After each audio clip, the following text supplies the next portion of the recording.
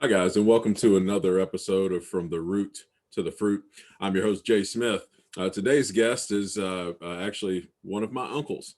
Uh, he's a canine training officer as well as a family man. And we're going to get into a little bit more of some of the other things that he does and he's capable of doing. I look up to this man a whole lot. He's helped me out a tremendous amount just in my daily life, and we truly believe that iron sharpens iron. So, with no further ado, my next guest, Mr. Doug Rausch. Mr. Doug Rausch, Uncle Doug, how are things, sir? Things are well, nephew. Things are well. How are you? I love it. I love it. I'm doing outstanding. This is, like I said, this is a conversation I've been wanting for quite some time. Anyway, it's just a happenstance. So this is beautiful. Well, I always enjoy our conversations together. As do I. As do I. Well, take. I mean, I know you're obviously in your early 30s, so I want to go. I'm not going to time hop and put it on there, but I want to start from the beginning. I want to start from the beginning. Growing up in your, like I said, your super small family of, is it 10 siblings? 10 children. I had 7 older brothers, an older sister, and a younger sister.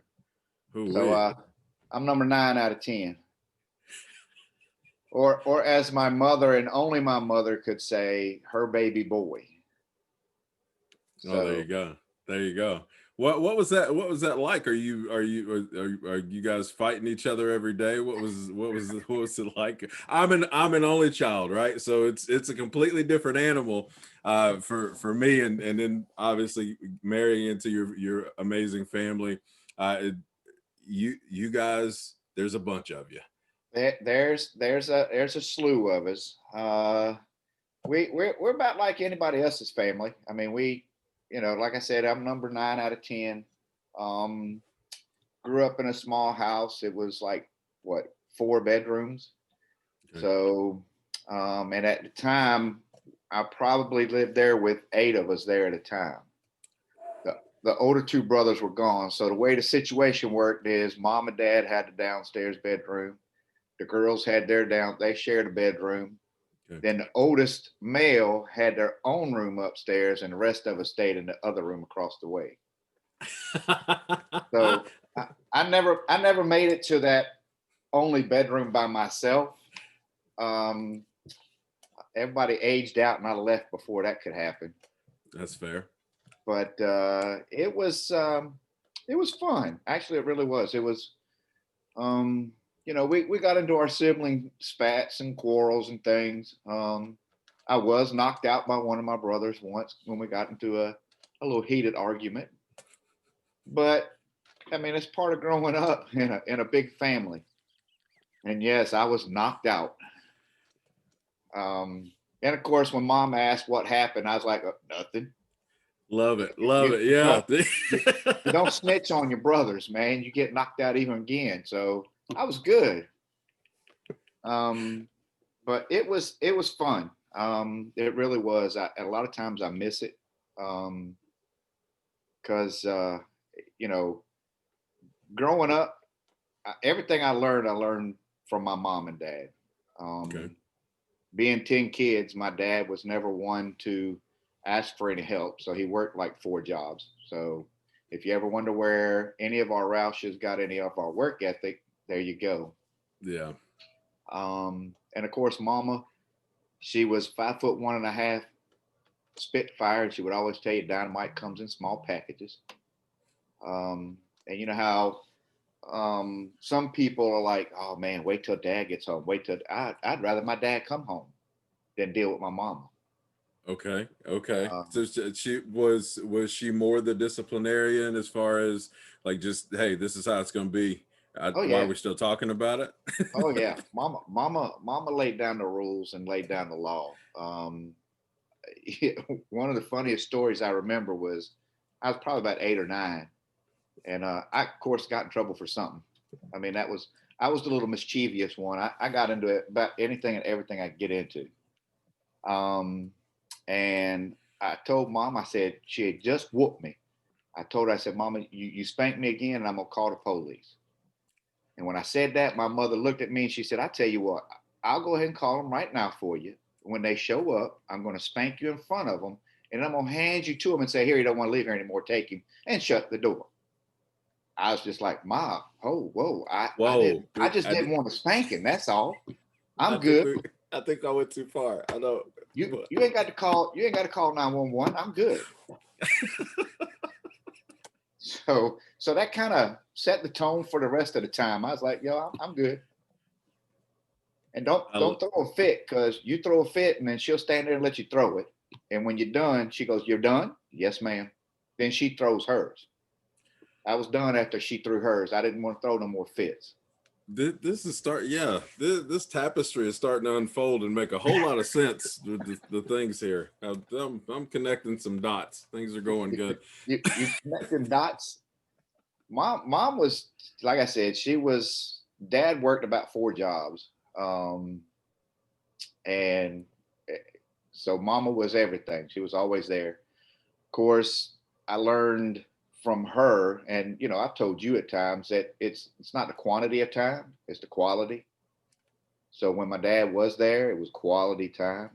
One of the things I remember growing up is on Fridays when Daddy would get home, we had an A&W root beer store, and he'd go to the A&W root beer store and get one of those big bottle jugs of fresh A&W root beer, come home and make root beer floats. We look forward to that every Friday. So we knew, man, I was just like, everybody else was looking for Friday to go party. I was looking for Friday for a root beer float and time with my dad. So, that's kind of the stuff that we did growing up. Nice. And both my parents were from large families. So family reunions, you've been to one or two. Yes. Yeah, they were even bigger back when my dad's side of the family would come, or because we would do it once a year. My dad's side of the family would have a reunion and my mom's side would. Okay. And we were all large. Everybody had a big family. So take what you saw and kind of multiply that about 10 times. That's a concert. Now we're at a concert. Exactly. That's not even a reunion. That's a concert. Somebody's playing something. So that's what I grew up in. So, big families were always a part of my life. So now, and I wanted to ask you, does that, right? Like you're growing up in a house with 10 other people, right? Like did you have any time to yourself, right? Like, does it allow for that at all? Not at home. My time, you remember kids nowadays don't know what it was like growing up. They don't know what it's like because, I was never in the house. That, and yeah, from the time I was telling my Kyler, my oldest, the other day, when the sun came up, I was already up because I wanted to leave because I knew I had to be back before the sun went down. That's correct. That was it. Yeah. It wasn't right. Like you already knew, but and a part of that is in raising kids in this different era is it was a village.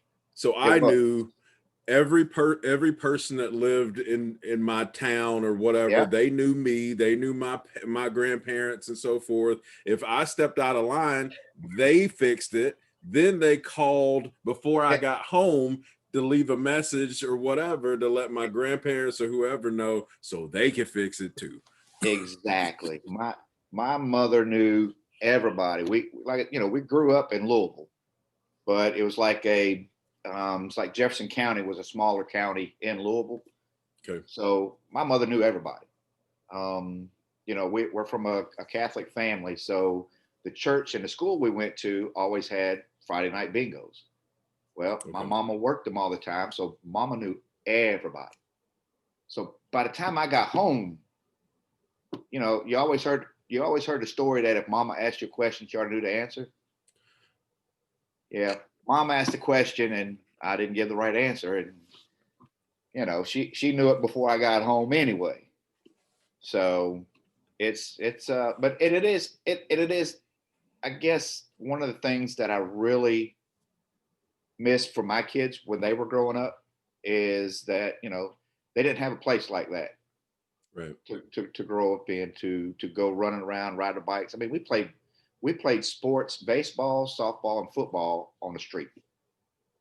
Yes. Um, and that's how it was. But it's like you And said, it was a village. Everybody knew everybody.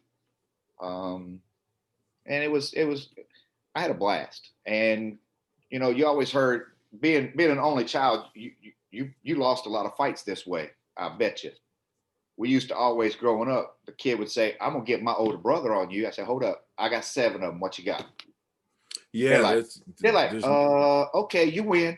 Because I'm like, I got 7 brothers to deal, and my older sister, your mother in love.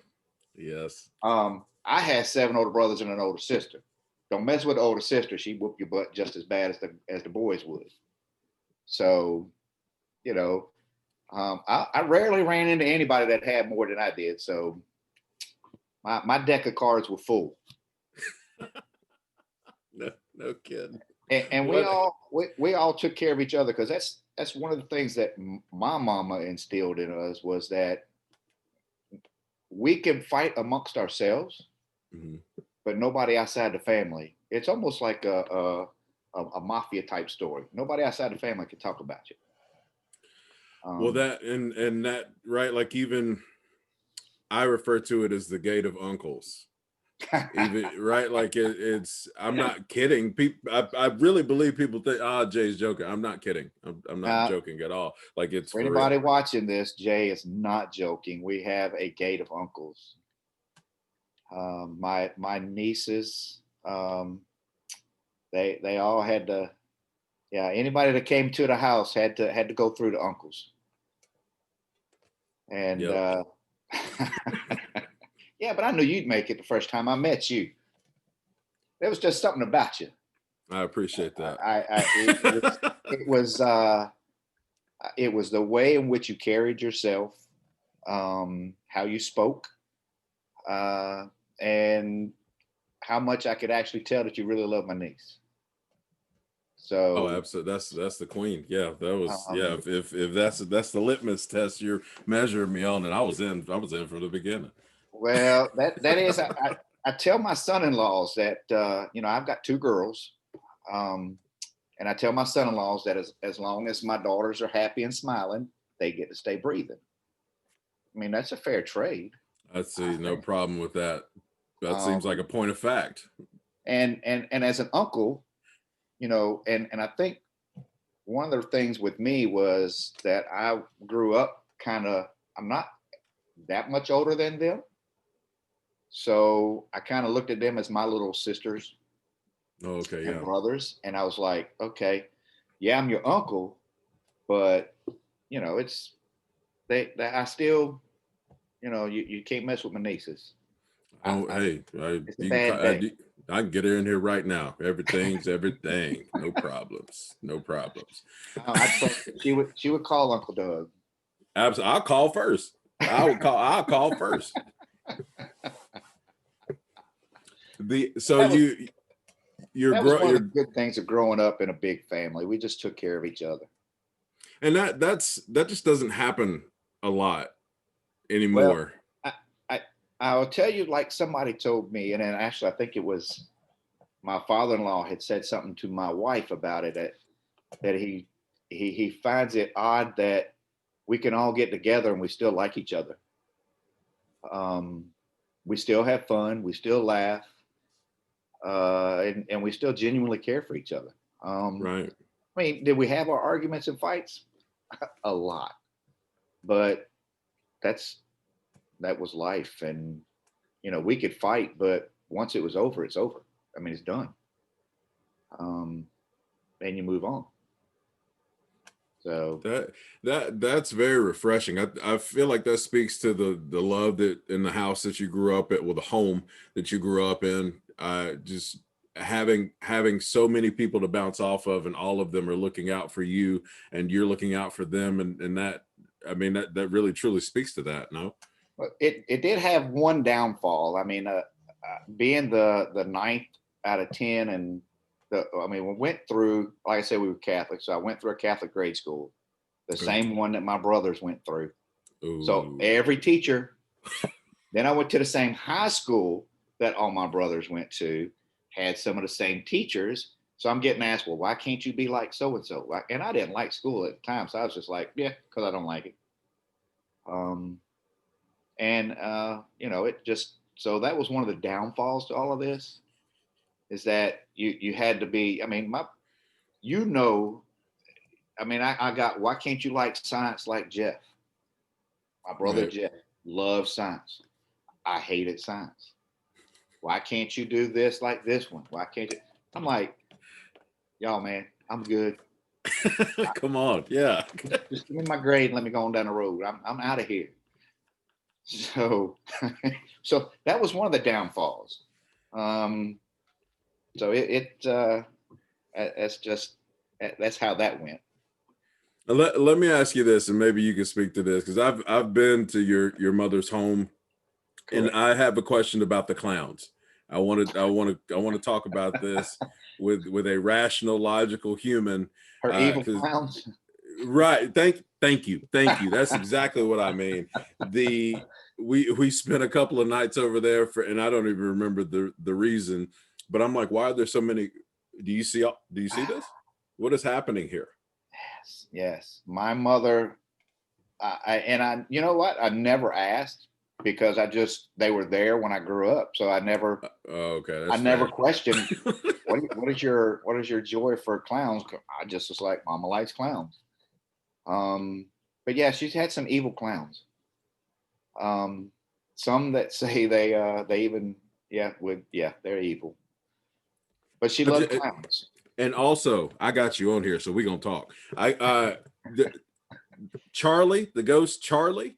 That's my buddy. What's up? What the French toast?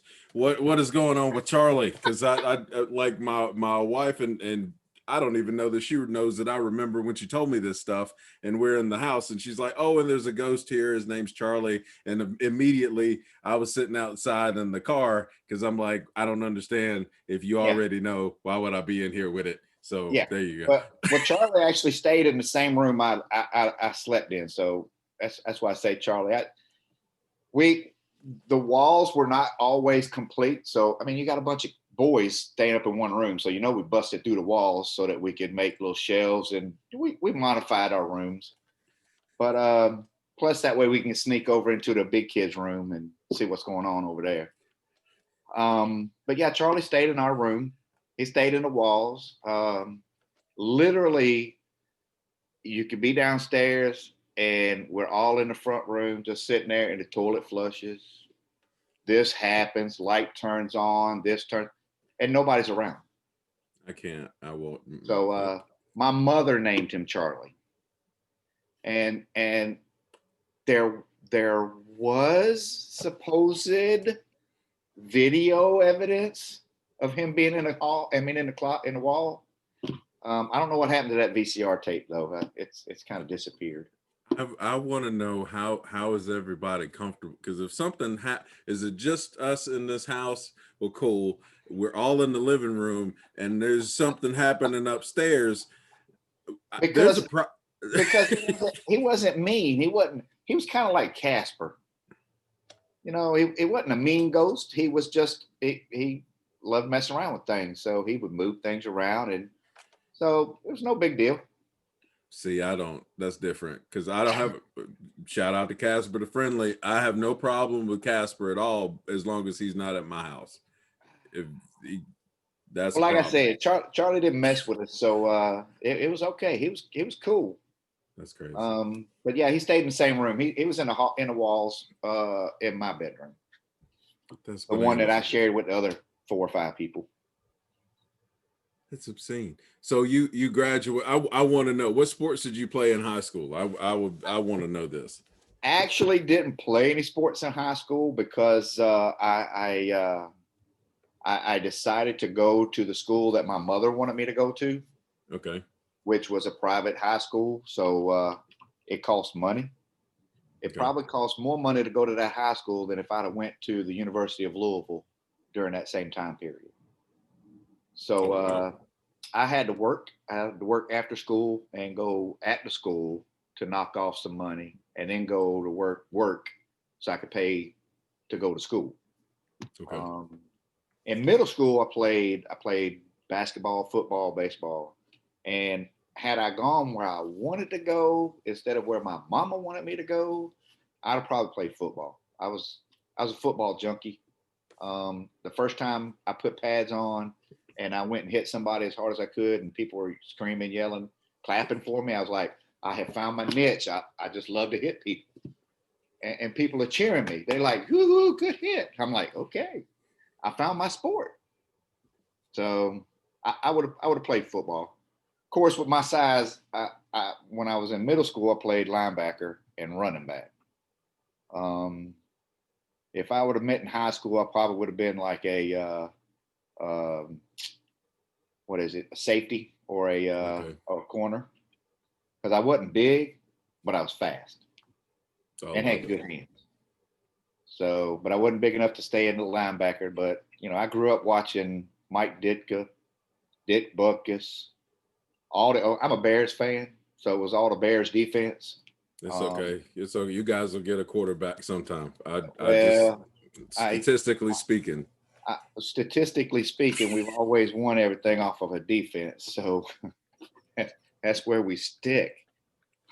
So, but that's why I always wanted to play, linebacker and defense, because everybody loved it when I hit somebody. So I was like, okay, I like this. So So did you go from there to college, or did you go directly to the Navy? I did neither. You thought I was in the military? Did. Imagine that. That's bananas. Shocker. That's the same thing I get from all the recruits during PT when I'm out there yelling at them and calling cadences and stuff like that. They all think I went to the military and was a drill instructor. That makes But sense to me. That but makes a lot of sense to me. I was never in the military. Had thought about it, and probably would have went into the Navy because my dad was in the Navy. My at the time my favorite oldest brother, which was the oldest, who doted over me and everything, got me about anything I wanted. He was in the Navy, and I wanted to be just like him. So, Okay. but at the time, I was just like, school wasn't for me, the military wasn't for me, and so I went straight from after I graduated to like maybe 2 months later moving in with my brother and his family in North Carolina. Okay. Because I came home late one night from work, and mom's like, "Where were you?" It's like, "Out." "Well, you didn't call." "Well, I'm an adult. I don't need to call. You live in my house. You play by my rules." So I was like, "Okay, well, I'm out." So I called my brother Jeff and said, "Yo, can I still move in with you?" He said, "Yeah, but we're moving to North Carolina." I said, "Okay, I'm in." So that's how I ended up in North Carolina, right along with everybody else in my family that ended up moving in with Jeff at some point in time. That's yeah, no kidding. What? How did I? Wow. Yeah, I love this because now I, I'm finding out stuff I didn't even know. I didn't do the military. Like I said, I had thought about it. And probably if we'd have had any recruiters come to our school, I would have really thought about it. But we didn't have anybody show up. And, at that point in time, I wasn't into anybody telling me what to do. Yeah, So, it's crazy. I enjoyed it, but I've never been like that's never been a thing for me. I yeah, don't I don't know why. It's never been a thing for me. that and one of the things that I always dreamed about doing was getting into law enforcement. And so that could have been a way to get me to it. I just took a long way around to get to where I wanted to be. I had to test out some other stuff, Nothing wrong other with that. jobs. So, Well, you got to know what you don't like. yeah,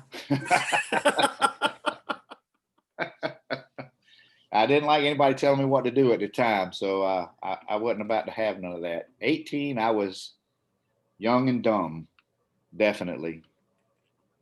Um, but again, my mom was awesome. I, you know, I wish she was still here today, but even though I left, she was just like, okay, if anything happens, you can always come back home. Yeah. Um, so, like I said, I learned a lot. Learned my work ethic from my dad. Learned how to love unconditionally from my mother. That's Um, outstanding. there was nobody my mom met that she didn't like. If she didn't like you, you messed up royally. There's the whole thing. Yeah. No kidding. Um, as long as you didn't mess with none of her kids, you just didn't mess with mom. Have you heard the story of the fight in the front yard? Oh no, you're going to tell me. So I'm You going to hear you it. haven't Let's get heard it. this? Dawn did Bring it. not tell you. Angie didn't tell you. Well, I, please, by all means. Here's wait. I remember how old was I? Probably about 8 or 9. My dad was homesick, which was a rarity. I mean, he was sick. If my dad was homesick, he was sick. And Jeff was dating Jackie, who lived right down the street from us, and they were going out on a date. Well, it was dark. They got in a car at the house and they were backing up. Jeff ends up running over Jackie's family dog. That was old, but he had gotten under the tire or got behind it and nobody could see him. They didn't have Okay. backup cameras back then, nor the sensors. So he ends up hitting the dog and killing the dog. Jackie's mom comes down, very angry, standing there yelling at my mom in the front yard and yelling at Jeff. She reaches up, grabs Jeff by the hair, and pulls his hair. Well, you don't do that with Mama Bear standing right there. I told you my mom said she was like dynamite. Well, normally female fights are slaps and pushes and smacks. My mom co-cocked her. She reared back and came across her jaw with a full fist, and the fight was on. They started fighting. Jeff and Jackie's older or brother started fighting. So the family, we had two mounds, one over here and one over here fighting. And then it was as if God spoke because I was sitting on the porch watching. My dad came out and yelled, "What the hell is going on?" And it was as if God spoke because I was like, "Oh my God, I'm getting ready to die." It was like everybody went, everybody was gone. The fight stopped, everybody was gone. And I was like, I don't know what just happened. So yeah, that was a fun time. That's where I said my mother was very feisty. You didn't mess with none of her kids ever. Now Uh, she knew we weren't angels. She would never say that we didn't do anything wrong. She was not one of those parents that are like, "Oh, my kids never do anything wrong, or they don't ever lie to me, or they don't." But she knew when we were telling the truth. So right. as long as we were telling the truth, she backed us. If we didn't tell the truth, the last thing I need to worry about was anybody else other than her. Well, that So and being right, like being an observer, and now obviously being a part of your family, like that is one of the largest threads that's in it, accompanied with the love and respect and everything else. But when I say you guys close ranks quicker and harder, like there's the it reminds me of the 300, the movie the 300, right? Like where you're stronger together, like that yeah, kind of thing. You're moving in lockstep. Like when there is a need, it is all hands on deck. Where we at? How many? Like you guys descend. it is. It is true. But it's like I said, and you I think know this is that Mama didn't care if you married into the family or were born into the family. You were in the family, and That's nobody correct, messed with you. and that's crazy. That's just crazy. And Mama would accept anybody and everybody. Period. As long as you didn't mess with the kids, she was good. I mean, I know, my brothers, a couple of my brothers and sisters have had divorces, and mom's never said anything bad about any of the exes. Matter of fact, most of them stayed friends with mom as And long that's as that's a part of the thing that's crazy. Now it's crazy to me, for me, whatever. And I've made statements I know my mother-in-law and also my wife, and I'm pretty sure you too. Like, wait a minute. That person is no longer a part of the family. Why do they have a plate? What what is Once happening? once you're in the family, you're always in the family. And the only time that mama would cut them out was, I only remember a couple of times, and it was because her grandbabies were involved. And it might have been a messy divorce. Mhm. And the my sister-in-law would keep my mother from seeing her grandbabies. That's Okay. a bad day. Yeah. Mama didn't play that game. She And it took them, throwing hands in the front yard over some hair pulling. I know yeah. she ain't playing that. Well, and then they would come around and they would actually go and apologize to mom and bring the kids around, get them, and mom was okay with them. She's like, okay, you're good. So if mom says you're good, you're good. We can't go against mom. So It really is like the mafia. You I told you, we oh we have man. we all have our places. We all have, who's where doing what. Um, as you know, I'm the one that throws people in pools. Yes, I do know this. Yes. Anybody new to the family has to get thrown in a pool. That is also a point of fact. If I don't even think there's any openings in the family, but if there are, if you, I'm telling you, just be Well, ready. Be well, ready. there's one that just married into the family, and I was actually going to take her out in the back of my brother's house because there's like a little mud puddle because there was no pool, and I was going to drag her through the mud puddle. But they told me I couldn't do that. I had to wait till there was a pool around. That's So, fair. That's fair. I was dubbed the pool guy. I guess I don't know.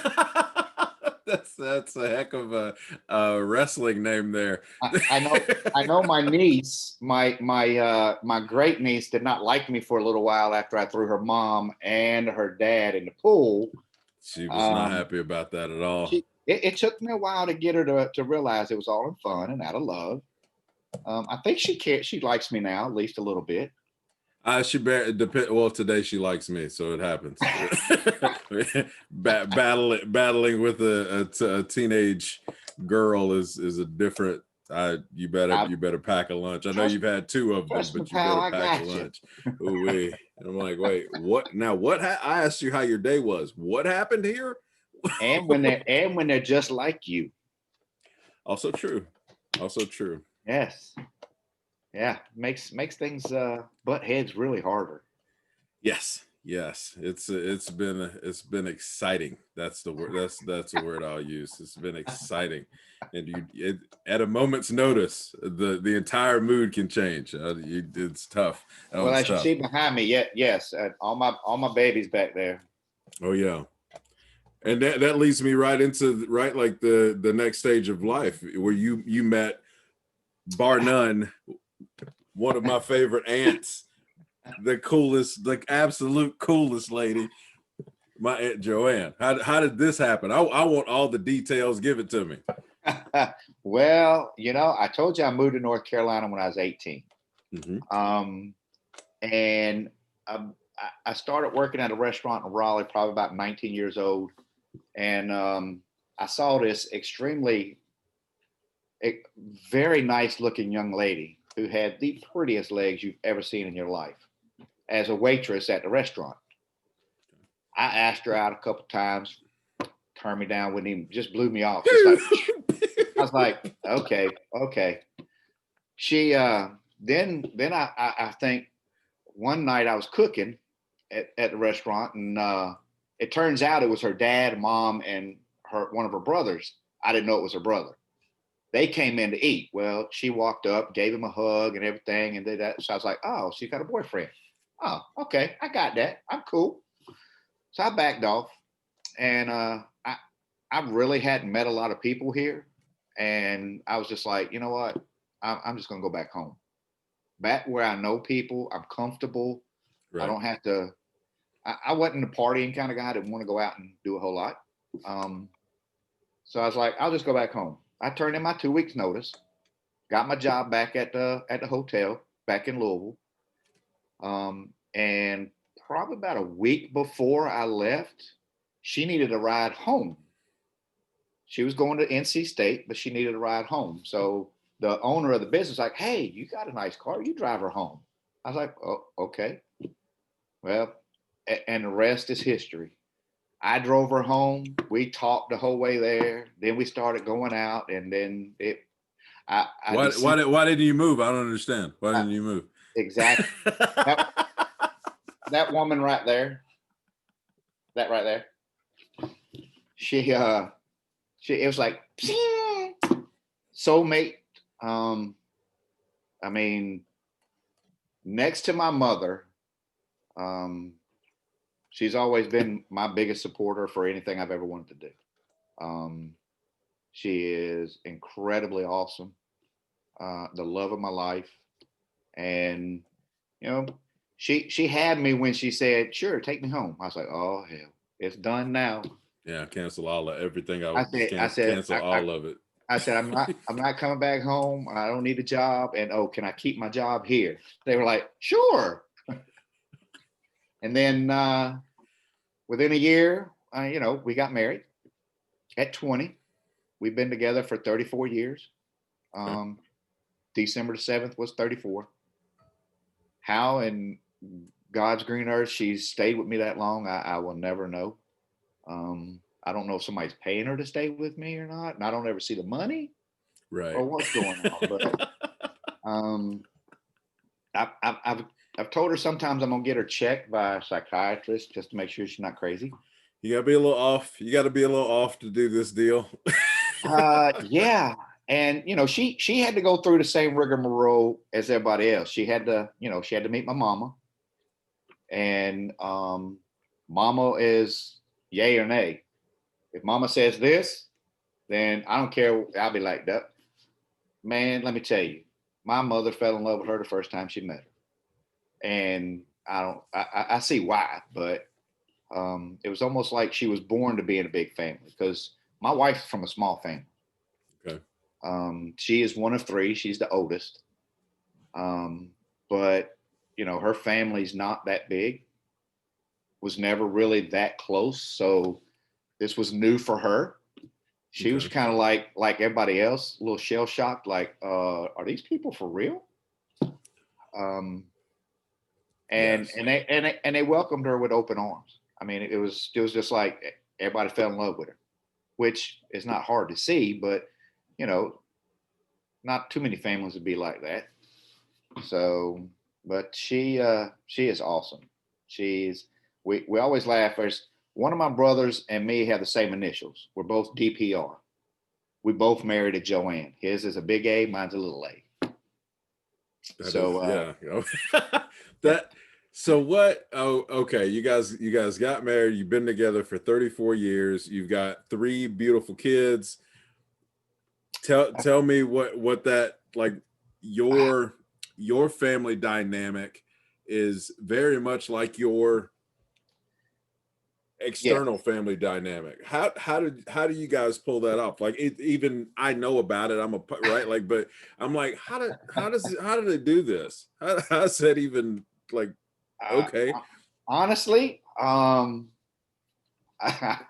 totally don't know. It just happens. I have 3 awesome kids. How I got lucky and blessed with the wife and the 3 children I have is beyond me. They always say money's not, you're rich if you got a lot. I'm rich because of my children and my wife. Right. And like I said, I learned and I tried. I know I failed a lot, but I tried to always have quality time with my kids. I mean, we had them when we were young. We were 21 when the first one was born. Okay. And the last one, I think I was 24. So I still didn't know what I was doing when we had 3 kids. Okay. And, but we just,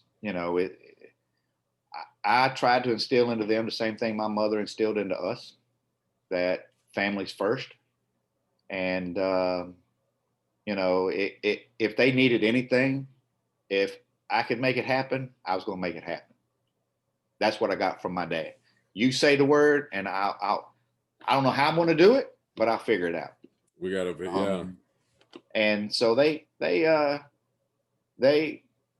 a little shell shocked every once in a while when they started to actually. It wasn't until they got a little older to where they started becoming more and more comfortable around the family. All of us when we're all together. Now It's a show. That's a show. you were not you were not around for my mom and dad's 50th anniversary, were you? I do not believe I attended that at all. We had everybody.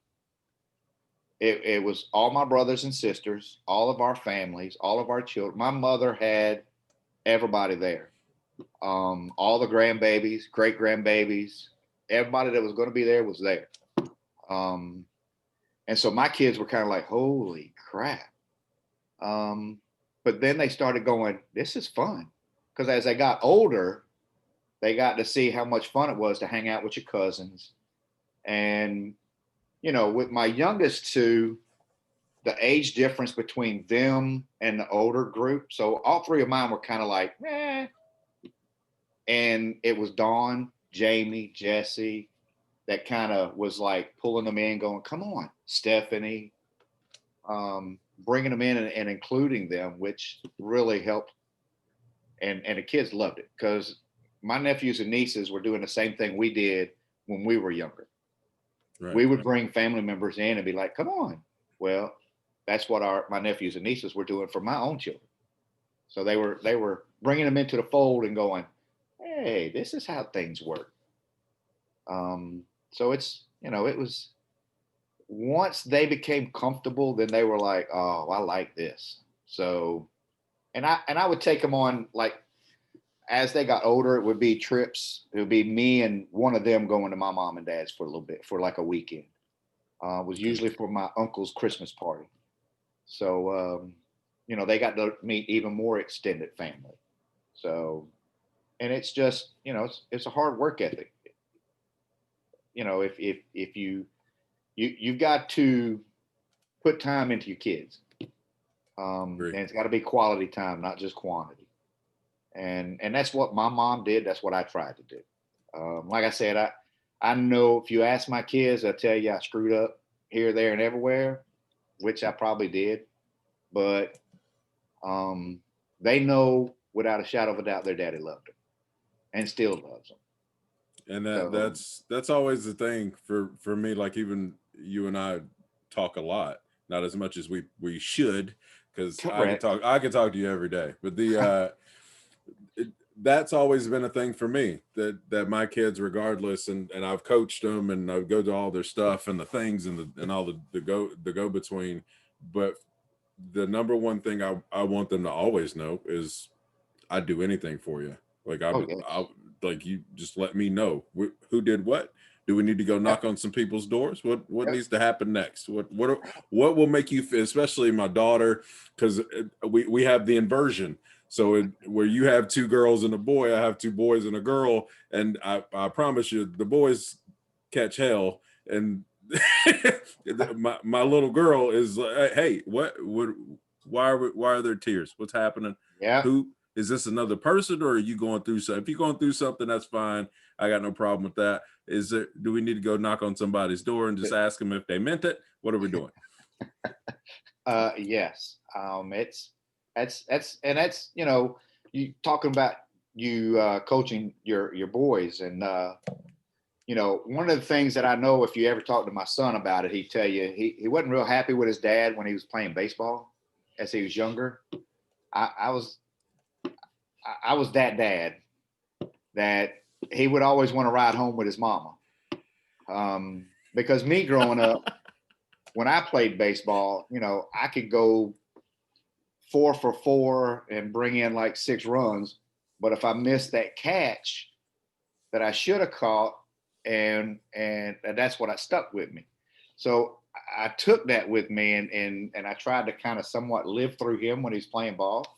Right. And the hardest thing he ever did, and I was proud of him for doing it, but he walked up to me and says, Dad, I ain't playing baseball anymore. you don't make it any fun. And that crushed my soul. I was crushed. It took me a while to get over that one. But I told him if he'd go back and play, I wouldn't be that dad anymore. And it got to where I think his sophomore and junior year, he actually came and asked me to coach a baseball team, his baseball team. That's awesome. And that was like, okay, I did good. So I wasn't that dad anymore. That one that was always yelling, going, "What are you doing? Why are you standing there looking at that beautiful pitch come down the middle of the plate?" Oh yeah. Well, that to him wanting you to come out there and oh, that's so great. That's the other side of the coin for me. Like even and I coached Kyler coming all through all his stuff. It was super important because I didn't have that. My parents were always working. Yep. So it was a rush for me to get in the paper. Like back when people wrote about, people read paper. Yes. Back when people read papers and papers existed. That was and I didn't recognize it until my grandmother was talking about, well, I saw in the paper and the people at work were bragging on you and you're doing great. And then I realized, oh, wait, you don't have to be here for me to, okay. Yeah. So then it became a show. Yeah. Everything I touched, we're going. This is how I've got to do well enough to get in the paper so my grandmother can see me play. Mm-hmm. But for my kids, when I coach them, it's completely different. I just want them to want it. I don't care if they make no shot for Mackenzie, make no shots, make all the shots, whatever. I just want you to love it because you want to love it. I don't care. If you love it, I love you, so I'm in. Let's do it. Yep. Coaching, whatever, I'll be there. Let's do it. But don't show up with an empty bag. Don't tell me you're tired. Well, why are you jogging? That's kind of like when I coached him in baseball, he already knew what to expect. So when I told the kids hit the field, I always grew up. You don't walk on a ball field ever. There's no walking. You run. Well, they kind of lackadaisical went. I said, "Oh, everybody back in." They all came in. It's like, what? My son's shaking his head. He's already started to run the laps before I say hit the laps. So they're running around the field. And when they're done, I said, "Okay, y'all ready to practice?" "Yes, sir." Hit the field. Boy, you never seen kids run so fast to those positions in the ball field. Because part of the philosophy I grew up with, it's like, you were talking about, you didn't have anybody, your parents worked all the time. Well, my mother couldn't be out in the sun because she had issues. So my parents never came and watched me play ball. So, I mean, it is what it was. But one thing that I learned growing up was you practice like you play in the real game. Practice, messed up practice and wrong practice don't make perfect. Perfect practice makes perfect. It's perfect. And it's, I've carried that not only from when I was a kid growing up, but to when I coached, and even now as an instructor in our police academy at times. I tell these guys, it's like, you got to practice like it's real. It's real life. This is how you're going to play. Because if you don't, then how you're acting is how you're going to act it when it really happens. Yep. So if you're lackadaisical walking out to get a fly ball or to get something else, well, guess what you're going to do in the real game? And it's going to cost us. But I always told my kids, I said, look, when we play, y'all don't ever say anything to the refs, ever. I don't care if an umpire makes a bad call or not. It's not your job to open your mouth. It's my job. It's my job as a coach to step up and to protect you and to stand up for you. It's not your job. You just stand there. And if he tells you that if the ball's down by your ankles and he calls it a strike, adjust your swing. A swing to where he's calling strikes. Don't argue. Just take what you get and go on about your business. And they found out I meant it because, if I felt like it was a bad call, I'd go out and argue for them. And they were like, "Easy, coach. It's all right. It's okay. We got this." So, so that was when he asked me to coach, was like, I was shocked. but happily. And I wasn't that dad anymore. That guy that stood over there yelling at him and saying you could have done. So it became his cheerleader, no matter what he did. And it's I the love same it. for my girls. My oldest danced, my youngest played softball. So as much as I could be at everything they were doing, I tried to do it. So That's awesome. I didn't make all of them, but I tried to make most of them. And And that's the thing too, like to your point, you practice how you play, and then it develops into you don't rise to the occasion, you revert to back to your training. So if you correct. train crappy, Yep. You're gonna be that's crap. what you're gonna be crappy. That's how it is. That's how it Well, is. and it goes back to like I said with my mom and dad. It's just a work ethic. It's nothing's free, and nobody gonna give you anything. If you No. want it, you got to go out and earn it. It's not free, and you got to earn it the right way. Hard work, hard work. Keep pushing, and things will fall in eventually. Um, but nothing in life is free. You're not gonna get a handout. No. It's like playing sports with my kids. Everybody used to like, man, you beating your kids? Yeah, I don't let them win. I never let them win. If they won, they beat me fair and square, straight up. Period. Um, and that's the way it was. If they outran me, it's because they outran me, not because I let them win. Because they got to learn. They had to earn what they get. I just had the oldest just beat me in his first foot race. Like it was like a couple 3 months ago, but we were And he training or beat you. whatever. He beat me, and he was like, what? And like, It, it it was simultaneously awesome and terrible for me.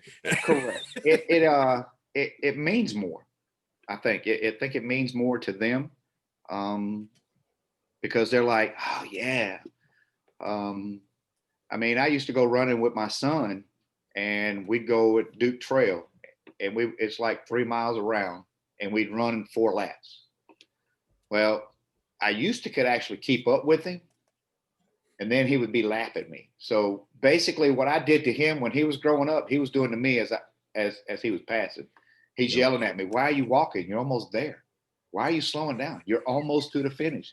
And I wanted to smack him because he was me. Um, he or my oldest when we doing something and she'd end up beating me, or my youngest would beat me at something. It'd be just like, I'm getting old. Yes. I'm Yeah. getting old. Seasoned. We're seasoned. We're No, getting I'm old. seasoned. I'm past season. Now I'm just old. Uh, but yeah, it's fun. I love being a dad, and I love even more being a G pop. Um, Yes, and that you took me right to the next topic. These what? grandbabies, what is going on? I know you are putty in their hands. Uh, Let me tell you, putty ain't the word. Um, we're actually getting ready. My son is in the Navy, and he is, as you know, he's getting ready. Him and his wife and his son are going to Japan for 3 years. So Ooh. they're coming here, and as my wife is calling it, January, because we're going to have a jam and good time. So we're going to have all my grandbabies here at the house. So um, it's I can't wait. They've not all four been in the same room together. This will be the first time. Oh, Um, that's so cool. and I still remember when my oldest was expecting her first. I was like, well, I'm not old enough to be a grandpa or a granddad. Um, One of my brothers was already a poppy. One was a pop pop.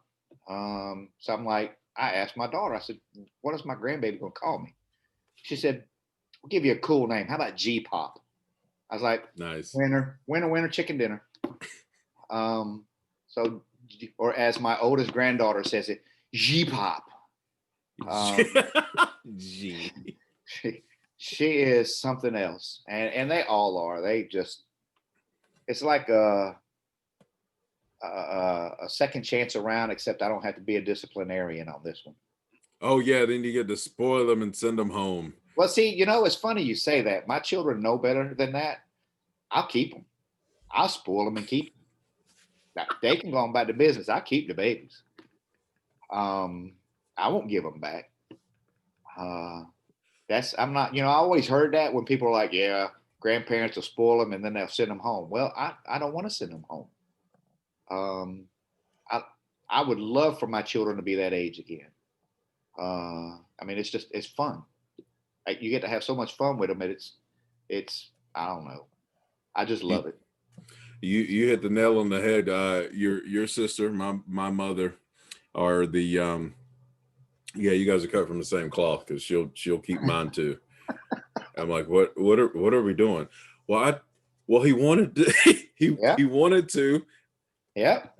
I just get to stand there with my mouth open and then walk away. Like And I have to be nothing. careful because it's like they call your Aunt Joanne Nana.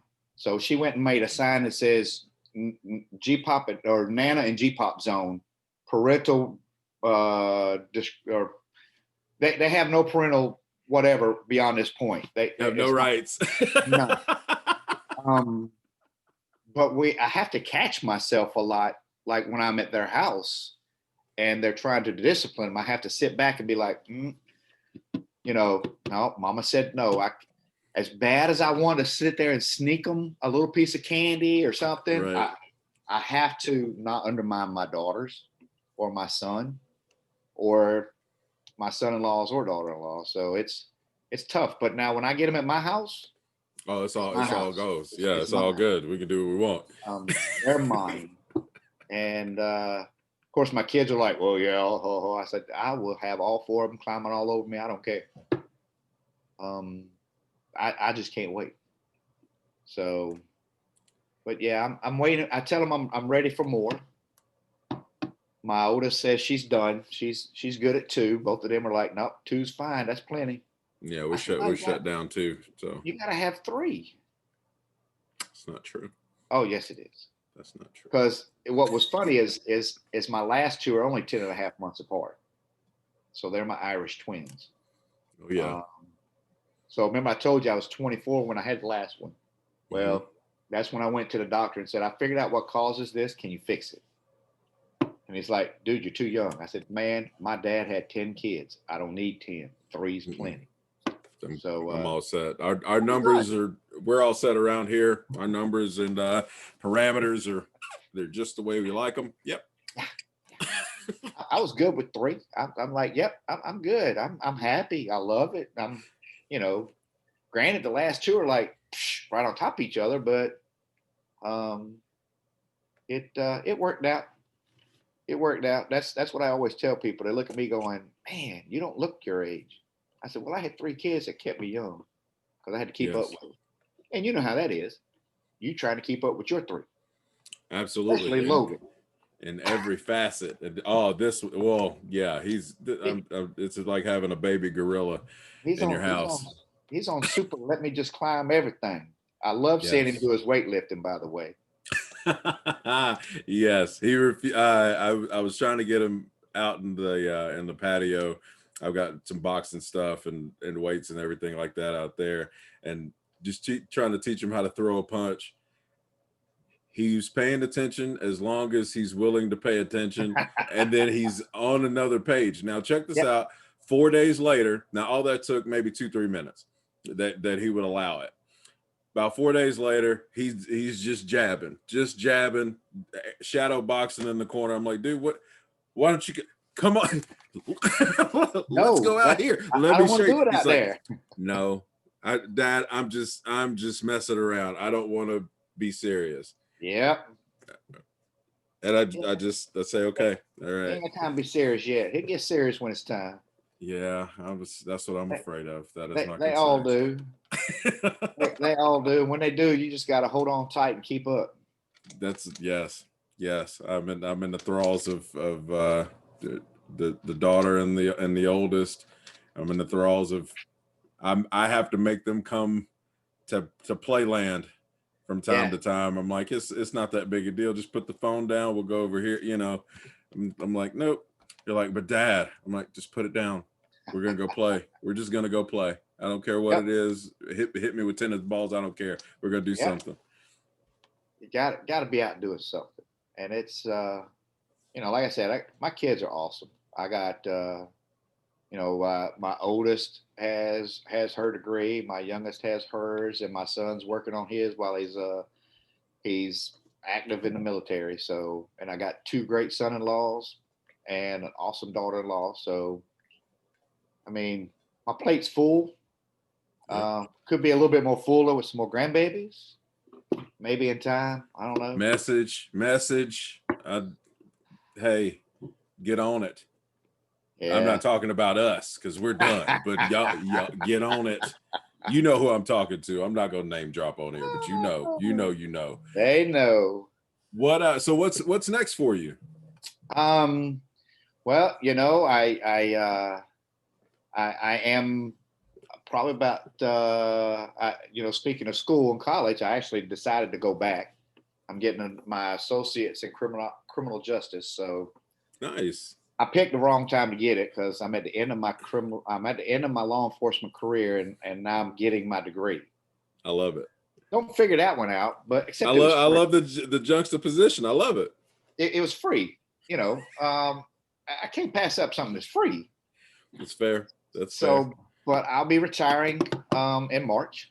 Well, April the 1st is the retirement date. Your birthday.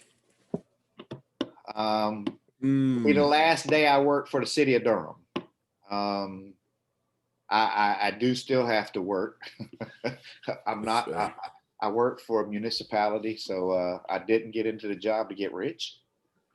But doing 23 years in law enforcement, and I'm planning on going to Duke and being a police officer there for a few years, just to be able to pay off some bills and loans, student loans for my kids, and who knows, after that, Nana and G-Pop be hitting the road or something. I don't know. I highly recommend RVing. I know a guy. You know a guy who did it? I know a guy that did it. So, but I'll probably still because I'm still an instructor with North Carolina, so I can still teach at our academy. good. And I still like that, because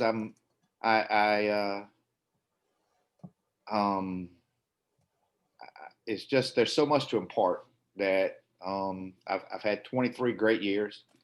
I've enjoyed, not all of the time I've enjoyed it, but for the majority, it was fun. I've really enjoyed the last 11 years of teaching and going in and actually teaching the new recruits, because I'm like one of their PT instructors. So I've had to stay in somewhat, which I've lost this year. I'm now in a round shape instead of a shape.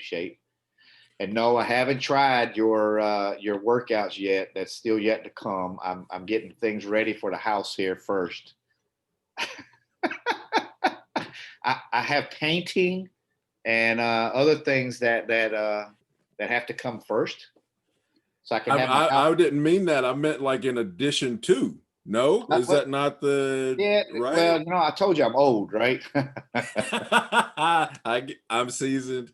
You're old. Fair. My body will only give me so much, but I enjoy the teaching aspect of a police academy. I like to hope, and I hope that I have imparted at least a little bit of knowledge on how to deal with people. Right.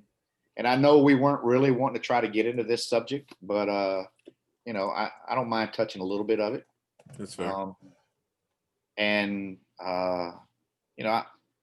I think a lot of the issues that we have today is that people don't really know how to talk to people. They tend to do emails, text messages, and you know me, I hate text messages. What happens when you text me with a question? Can I call you? I don't like doing things. I don't like doing things over text. I don't like doing things over emails, because you can't read a person. Right. I can't see your face. I can't see if you're angry you're upset, or if you're thinking about it, because you can't read tone through a text. I can only read tone, whatever tone I take it in.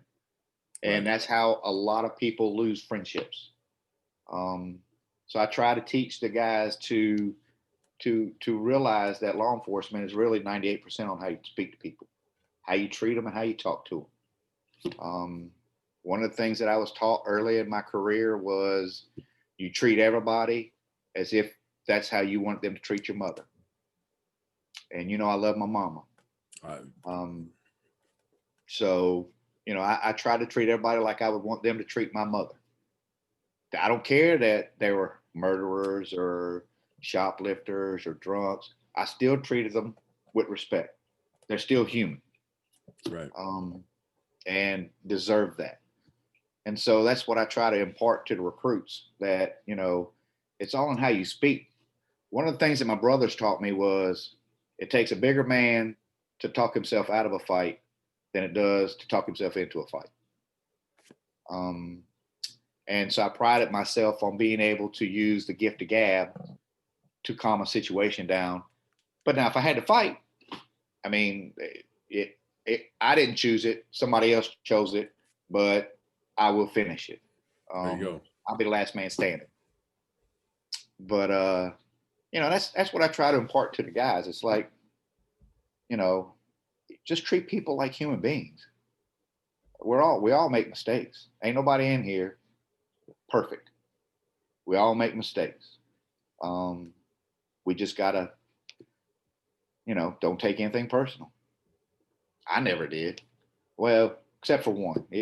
You start talking about my mama, then I took it personal. You just can't talk about mom. Anything other than that, you can say whatever you wanted to about me. Call me any name in the book from top to bottom, and I'll just look at you like, okay, whatever. But don't say anything about my mom, because you step over that line. That's a boundary you can't cross back over. But that's a tremendous level of, like, even personal control and patience and all those things. That right, Well, like that. When you grow up in a house of 10 people, you learn patience. No kidding. If only for the shower. Like correct, because there was only one. By the way, there was only one shower, one bathroom in the house for all of us. So yes, patience. Patience is a virtue. Yes, but like every other muscle, it has to be used.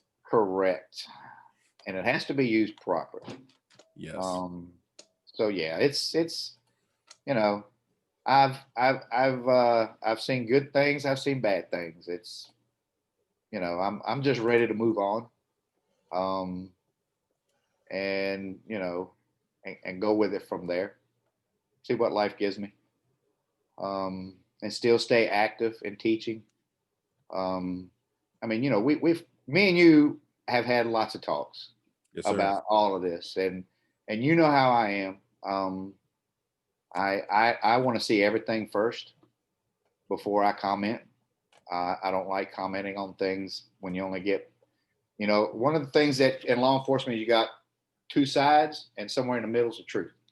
There you go. And you got to find out what the truth is, and go with the truth, no matter what. Even if it is against what you are. If it's the truth, you need to stand up for the truth. And I think one of the biggest reasons why I got in law enforcement was, again, going back to my growing up, I had an uncle that was a police officer. And mom always taught us as kids growing up to look out after the person that couldn't look out for themselves. Right. Always be there for the guy or the person that just couldn't stick up for themselves. Somebody's bullying them. It's like I told my kids, if you got in a fight in school and you got kicked or you got suspended and I got called to the office, the first thing I'm going to ask you is, did you start it? Did you? And as long as you say, no, sir, I was protecting somebody else from being a bully, then I'm looking at the principal, I'm looking at the teacher, and I'm looking at you and going, where would you like to go eat? And what kind of ice cream do you want? Because we're partying, because that's what I expect. But if you started it, the suspension's the least of your worries. Oh yeah, that's a different. I started one. I had a bunch of them, but I started one. But it, it's different. Yeah, yes. But you know, as long as I hate bullies. I've always hated bullies. Yes, Um, and you know, it's just I just don't like bullies. And you know, one of the things that I tell new recruits is, you know, when they start to get here, it's like, you know, if you were nothing before you took and put that badge on, you're going to be nothing with the badge. The badge doesn't make you; you make it. Um, and you know, it's a lot of responsibility when you put that thing on about, absolutely. you know, having to do things. And so, you know, it's not a job, it's a career, it's a calling. um you know, I know that a lot of things going on today with everything and with how people look and think. And you know, I still think it's a calling. I still think it's a good career. I think it's still a good profession.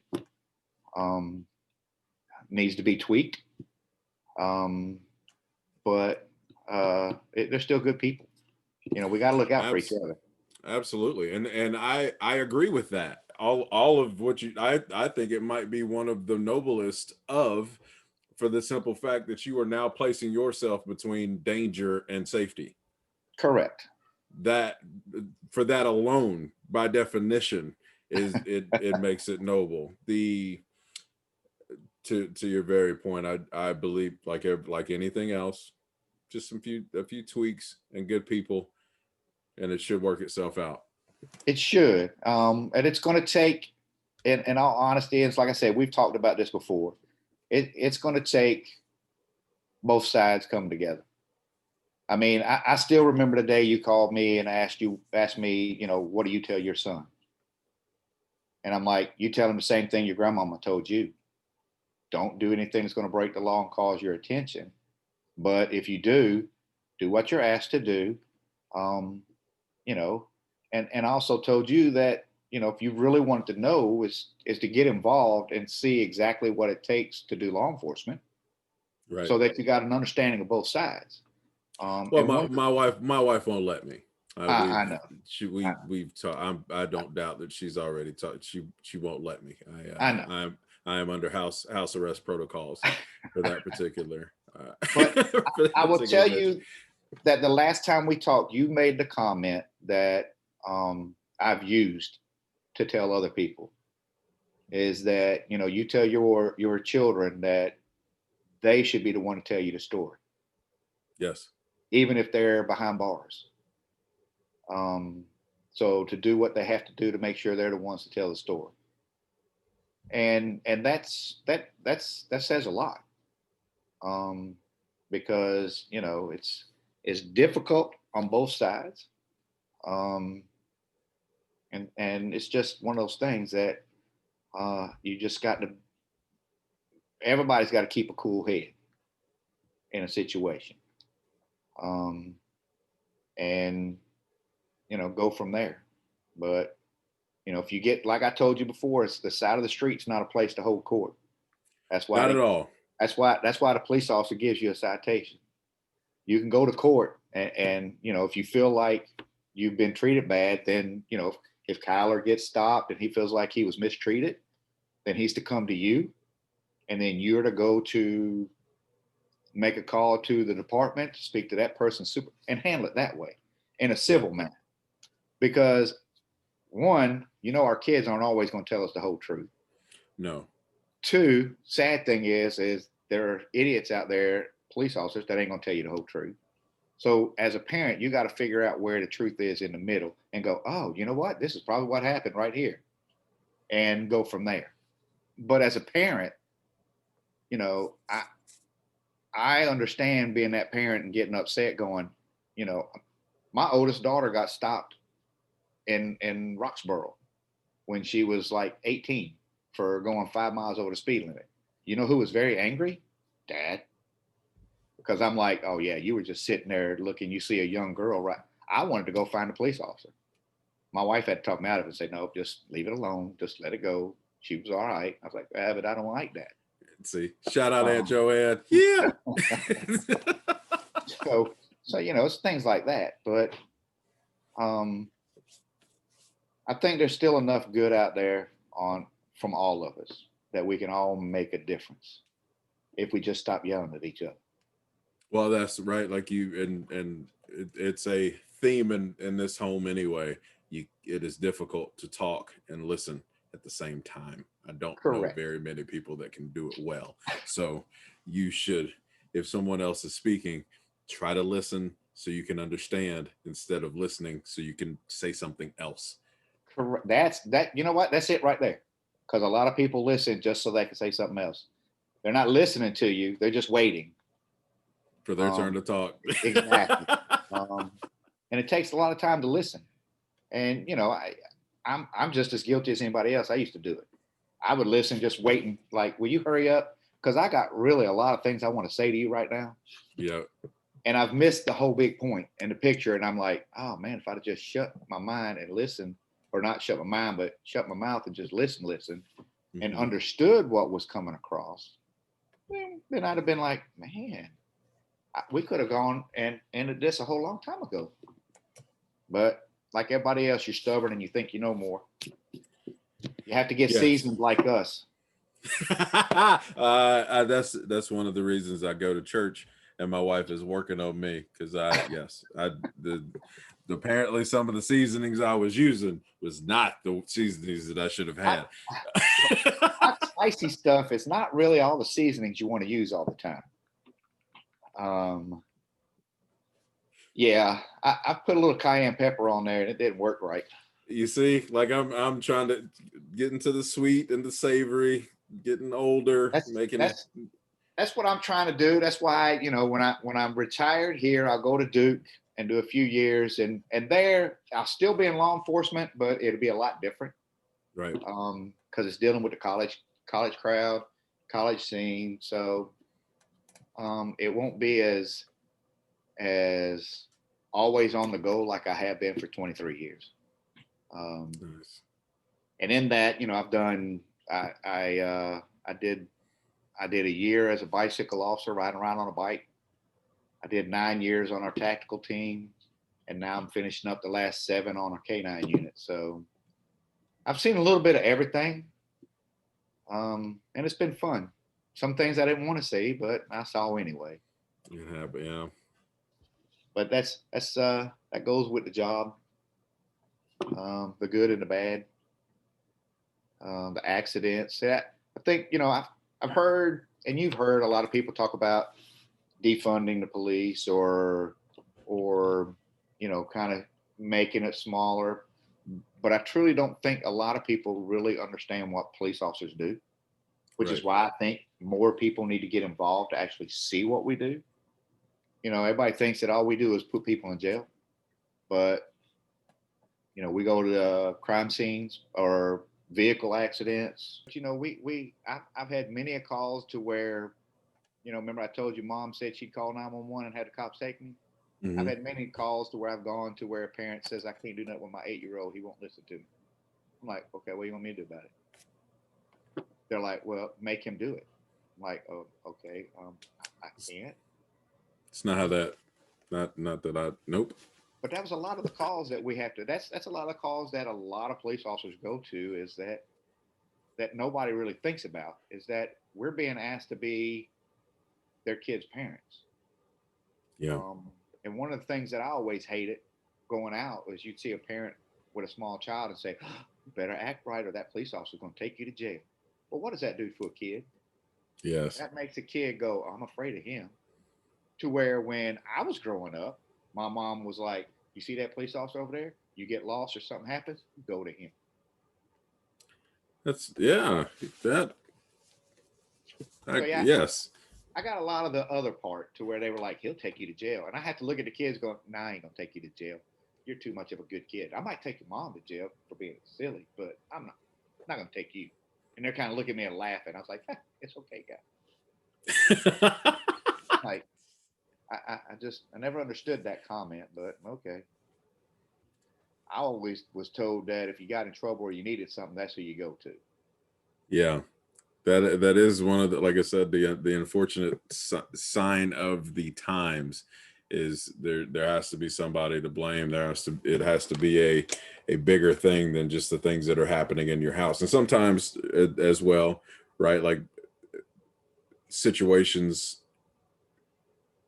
come together in a perfect storm that one thing leads to another, which leads to something dramatic and tragic for absolutely no reason as well. So Correct.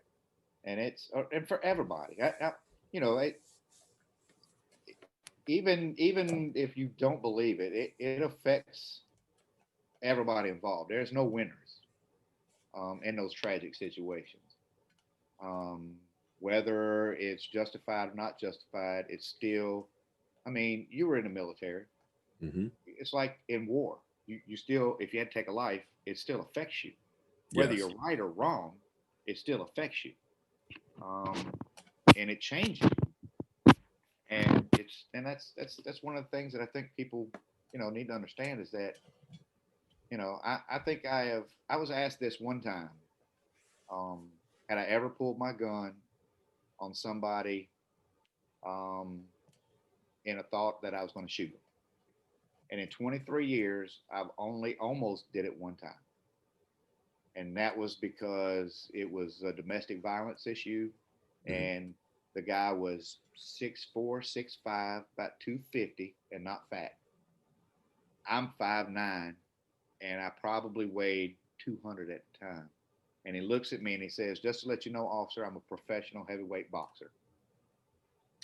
So what that told me right there was I can't fight this man because if he hits me one time, I'm done. I'm Mhm. done. Um, and that was the only time to where I actually had contemplated and had come to an agreement in my mind that if anything happened, I'd probably shot and killed him because if he'd have hit me one time, all it took one time, then who knows what happens to me? I'm the one in the pine box. There you go. Uh, Luckily, I wasn't scared. I didn't pull the gun out. When I told him he had to turn around and put his hands behind his back, he bowed up. I had my distance from him, so I was good. I wasn't stupid to walk up on him and go, "Hey, Right. you're under arrest." And boxers can't wrestle anyway. Come on, No. man. So I had my distance from him, and I told him, I said, "You're under arrest. You got to turn around and put your hands behind your back." He bowed up and says, "No, dog, that's some bullshit." I said, "It might be." I put my hand on my butt of my gun. I said, "It might be, but you're going to jail today." He said, "Fine." He turned around, put his hands behind his back. Dude, I handcuffed him so fast it wasn't even funny. Then I had to take him to jail. Well, when we take him inside of Sallyport, we don't have a gun anymore. It's just me and him. Mm. So I have to start thinking. Remember, I told you it takes a bigger man to talk himself out of a fight. Me and him became best friends the whole way to the jail. We were Save time. buds. He sat down. We sat down. We were talking. He said, "Don't nobody believe me. Won't listen to me." I said, "Just write down your statement. I'll take care of it. Don't worry about it." Because he went to jail because neighbors said they saw him push her down, and she had a busted lip and stuff like that. He says, "If I'd have hit her, she'd still be out." I was like, "Well, you're right, because she's a little woman." I said, "Don't worry. Write down your statement. We'll take care of it." Went to court. I had already talked to, because of the way he acted with me, he was cool, never disrespectful. Um, that they tossed the case because I told the attorney, I was like, "Hey, I don't think he hit her, and you'll see when he gets in here." And when they both walked in together for a domestic, the DA looked and was like, "Yeah, no, that wouldn't have happened because he'd have crushed her." So that was the only time to where I actually thought in 23 years I was gonna have to take somebody's life, but that was me or him. But instead of showing fear and I just was confident. I was like, "Dude, we ain't playing the game. You can either go to jail or not. But you're going somewhere tonight." And he chose the other way, which made me happy because I was real quick to put cuffs on him. But, God my bless. speed cuffing came in handy that night, boy. Let me tell you. But it was just me and him up there in the kitchen, and it was a small kitchen of an apartment. And but like I said, it's I've been in some bad situations, but I've been able to talk my way out of it and to put myself in good in good position to not have to do something that could, cause issues. So, that's why I think they need more training. And they need to get rid of these things here. It's called cell phones, so they can Yeah. actually talk to people face to face, and you can deal with people instead of being behind a computer and stuff like that. So, I've enjoyed my 23 years, but I'm ready to leave. I'm ready to leave now. I'm ready for you to leave. I told you that. I told you that on year 18 and year 17 and all of it. I told you that the whole way. I told you that the whole way. Yeah, but I've enjoyed. I got this is what I tell. This is my going away present from the city. I get to keep my dog. Yes. That Yes. he retires with me. He'll be 8 years old. So me and him are leaving together. And he's enjoying the taste of it right now since I've been off for 2 weeks now. So he's getting comfortable at being a retired dog. I love it. But it's a lot of work. He's a lot of work. But it makes good companionship on a long night shift. And you got a four-legged creature sitting there looking at you going, "Hey dude, let's go out and throw ball. Let's do something. Let me just chase the Kong around. Let's just throw and play and have fun." So it breaks up the monotony of a long 10 and a half hour, 12-hour day. So he's Awesome. fun. He's fun.